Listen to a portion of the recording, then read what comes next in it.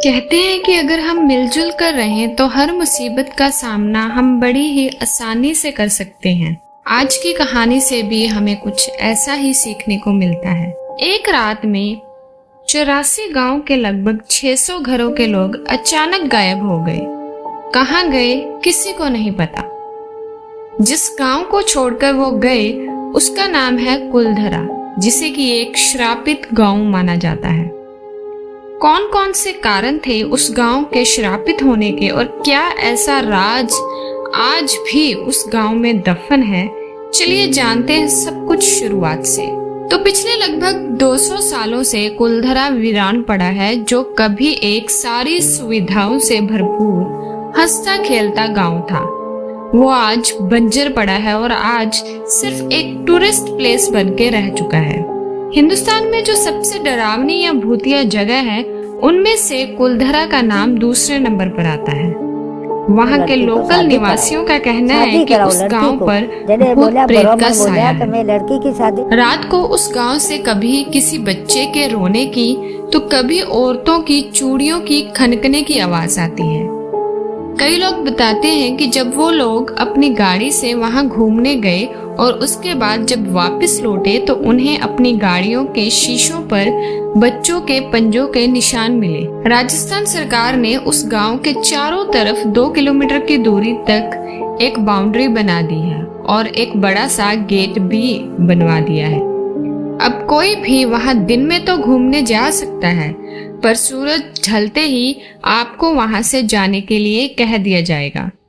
शाम को 4 बजे के बाद आप वहां बिल्कुल नहीं रुक सकते और यहाँ तक कि रात में वहां पर कोई गार्ड भी नहीं रुकता। अगर इतिहासकारों की बात करें तो वो भी इस बात को सच मानते हैं, जिस तरह से ये गांव एक रात में खाली हो गया।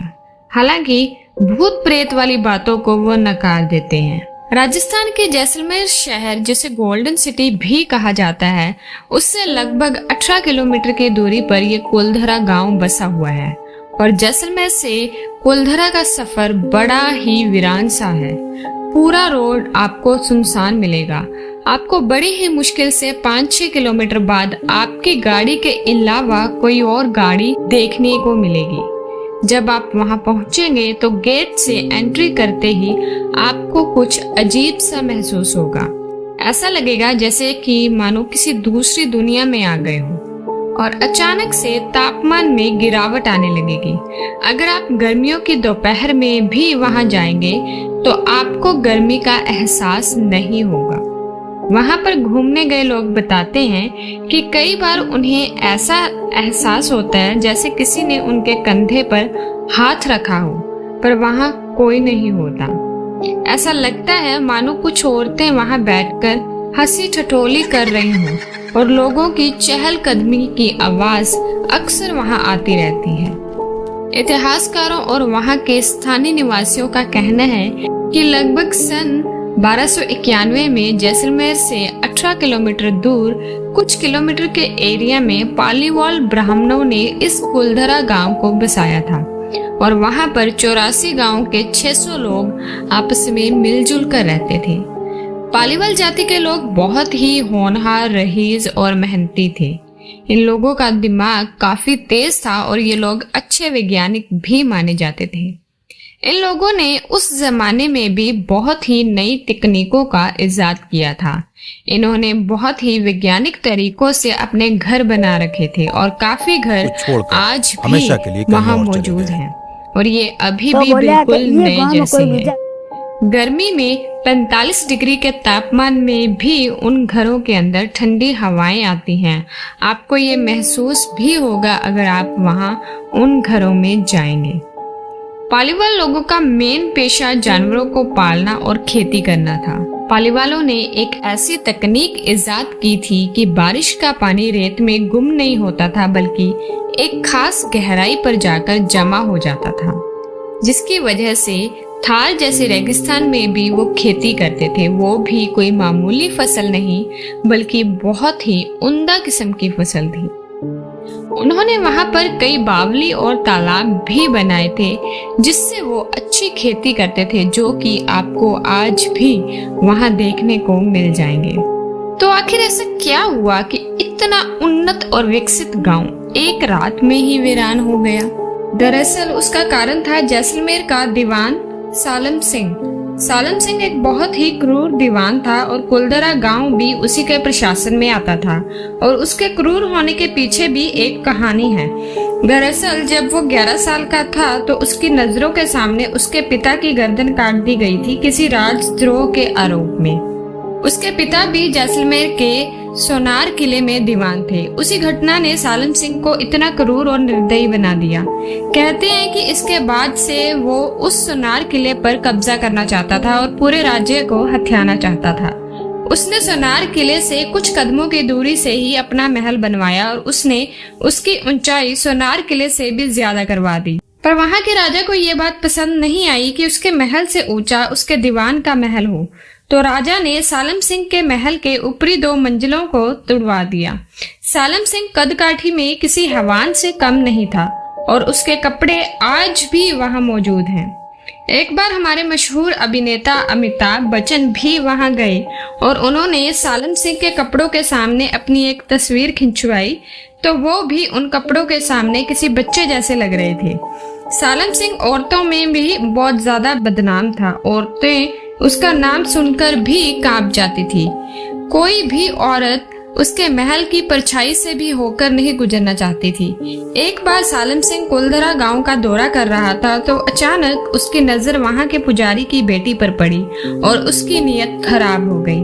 उस लड़की को पाने के लिए उसने बहुत कोशिश की और अलग अलग तरह के लगान लगाए ताकि पालीवाल ब्राह्मणों उसके सामने झुके और वो अपनी मंशा पूरी कर सके।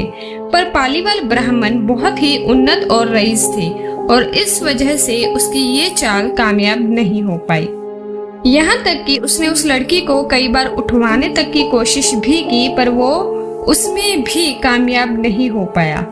आखिरकार जब उसे कोई कामयाबी हासिल नहीं हुई और उस लड़की को पाने की चाहत उसके मन में इतनी बढ़ गई थी कि उसने सीधा उस गांव में संदेश भिजवा डाला।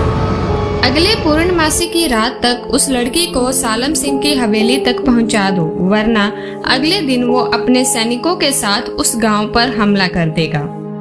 ये सुनकर पालीवाल लोग बहुत परेशान हो गए। उन्हें समझ नहीं आ रहा था कि अब क्या करें, क्योंकि पूर्णमासी की रात आने में अब कुछ ही दिन बाकी थे। हर आदमी अपने अपने सुझाव दे रहा था, पर इसके लिए उनके पास वक्त नहीं था। उसके बाद गांव में पंचायत बुलाने का फैसला हुआ और उसी दिन सारे 84 गांव के लोग एक मंदिर में इकट्ठा हुए। उसके बाद अलग अलग लोगों से राय ली गई। किसी ने कहा कि हम साथ मिलकर उसके खिलाफ लड़ेंगे, पर वो कुछ हजार लोग इतनी बड़ी सेना का सामना नहीं कर सकते थे। किसी ने कहा कि वो परिवार वहां से चला जाए, पर सालम सिंह के जुल्म के किस्से बहुत ही मशहूर थे। उन्हें पता था कि अगर ये लोग वहां से चले गए तो वो बाकी बचे लोगों पर इतने जुल्म करेगा कि वो लोग उसे बर्दाश्त नहीं कर पाएंगे। अंत में सभी 84 गांव के लोगों ने एक फैसला लिया कि वो सभी एक साथ उस गांव को छोड़कर वहां से खामोशी से चले जाएंगे। उनका कहना था कि हम अपनी इज्जत का सौदा नहीं करेंगे, चाहे कुछ भी हो जाए। और शायद यही फर्क था उस टाइम के लोगों में और आज के लोगों में। वो सारे लोग जिस तरह से एक लड़की की इज्जत को बचाने के लिए एक साथ आ गए, ये अपने आप में एक मिसाल है। और आजकल के लोगों को सिर्फ अपने आप से मतलब रहता है, चाहे उसके पड़ोसी के साथ ही कुछ गलत क्यों ना हो रहा हो, उससे कोई फर्क नहीं पड़ता। और शायद यही चीज उन लोगों में नहीं थी। तो जब गांव छोड़ने का फैसला हुआ तो उन्हें पता था कि अगर जरा सी भी देरी हुई तो कहीं न कहीं से ये बात बाहर निकल जाएगी। तब उसी रात उन लोगों ने गांव छोड़ने का फैसला किया और लोगों से कहा कि अपने साथ सिर्फ सबसे जरूरी और कीमती सामान लो और चलो। उसके बाद लोगों ने जल्दी जल्दी अपना कीमती सामान लिया और बाकी का सामान जैसे पड़ा था वैसे ही छोड़कर चल दिए। किसी के बर्तन जैसे पड़े थे वैसे ही पड़े हैं, किसी ने अगर कपड़े सुखा रखे हैं तो वो भी वैसे ही पड़े हैं, तो किसी ने चूल्हे में जलाई आग को जैसे का तैसा छोड़कर कतार में एक ही रास्ते से खामोशी से निकल गए और जाते जाते उस गांव को श्राप दिया कि आज के बाद ये गांव कभी नहीं बस पाएगा और जो यहाँ बसने की कोशिश करेगा उसका कभी अच्छा नहीं होगा। उसके बाद वो रात बीत गई और जब 2-3 दिन बाद पूर्णमासी की रात को वो लड़की सालम सिंह की हवेली पर नहीं आई तो अगले दिन जैसा कि उसने कहा था, अपनी सेना के साथ दीवान सालम सिंह गुस्से में कुलधरा गांव की तरफ बढ़ा और जैसे ही वो कुलधरा पहुंचता है तो उसे सिर्फ सन्नाटा ही नजर आता है। वो चारों तरफ 84 गांव को छान मारता है लेकिन वहां उसे एक भी शख्स नजर नहीं आता। बाद में उसने अपने सैनिकों से वहां बहुत खुदाई भी करवाई क्योंकि पालीवाल लोग बहुत ही रईस थे। उस खुदाई में भी बहुत कुछ मिला होगा पर इस बारे में किसी को कुछ नहीं पता। इसके बाद उन सैनिकों ने भी वहां बसने की कोशिश की क्योंकि कुलधरा गांव बहुत अच्छा बसा हुआ था और वहां किसी भी चीज की कमी नहीं थी, पर वो वहां बस नहीं पाए और उनके साथ कभी अच्छा नहीं हुआ। कहते हैं कि जो एक रात उस गांव में रुक जाता है वो बच नहीं पाता और कई लोग उस गांव में बसने के लिए गए तो सही पर वापस कभी नहीं आए। 2013 में पैरानॉर्मल सोसाइटी के लोग भी वहां गए थे इस भूत प्रेत और आत्माओं की पड़ताल करने।